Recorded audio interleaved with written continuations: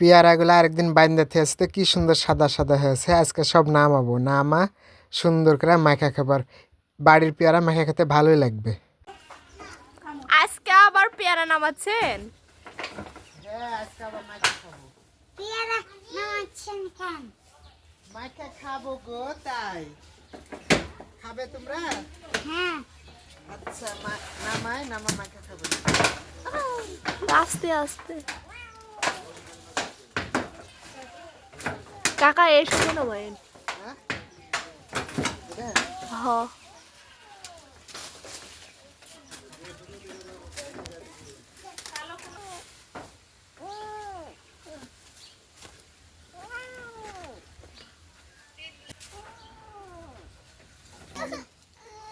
কি হলো?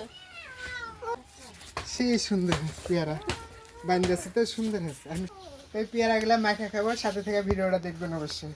আর নিজের মানে বাইন্দা থাকা পেয়ারা, নিজের গাছে টাটকা টাটকা পেয়ারা মাখলে কিন্তু খেতে সেই লাগবে। পেয়ারাগুলো এখন সুন্দর করে কাটা নিব, লিয়া মাখা খাবার সবগুলাই মাখবো। যেহেতু বাড়িতে অনেক মানুষ আছে, সবগুলো একসাথে না মাখলে হবে না। আর বাড়ির পেয়ারা কিন্তু মাখা খেতে সেই লাগে। কিনা পেয়ারার সাথে বাড়ির পেয়ারা খেতেই স্বাদ বেশি। তো চুলাত পুরানো মরিচ, আর এখন শীতের সময় ধনিয়া পাতা তো দিবই, ধনিয়া পাতা না দিলে স্বাদ লাগে না।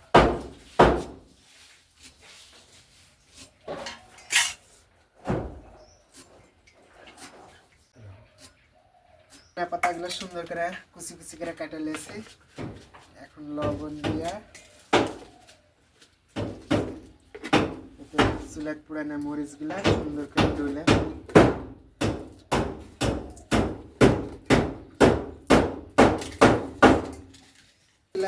ডলা হয়ে গেছে। এখন আমি আচার দিয়ে দেবো।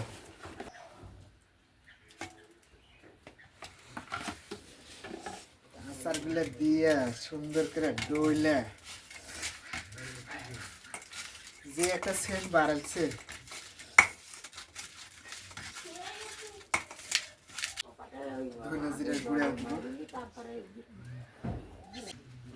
তোমার ডইলা মাখানে হয়ে গেছে। আর আমি একটু পানি দিয়েছি, যেহেতু আচার একটু শক্ত, পানি দিয়ে দেখেন এইভাবে করে লেছি। আর এইভাবে না করলে পেয়ারার গায়ে লাগবে না, তাই আমি একটু পানি দিয়ে সুন্দর করে মাখো মাখো করে লেছি। এইভাবে মাখলে মানে সব পেয়ারার গায়ে এত সুন্দর লাগবে। আর মুখে তো পানি চলে আসছে রে। যে একটা সেন্ট বাড়াচ্ছে ধনে পাতা আর আবার গুঁড়া মশলা, সেই সেন্ট বাড়াচ্ছে। তো আমার মাখানে হয়ে গেছে।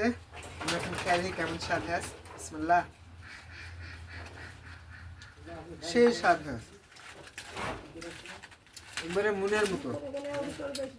ধনে পাতা সেন্ট, গুঁড়া মরিচের সেন্ট, আর আপনি তেঁতুলের আচার, একটু লবণ লাগবে।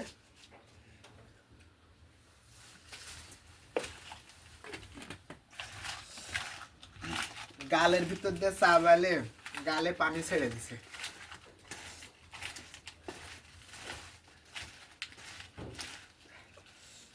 তো ভিডিওটা দেখার জন্য সবাইকে ধন্যবাদ। আল্লাহ হাফেজ।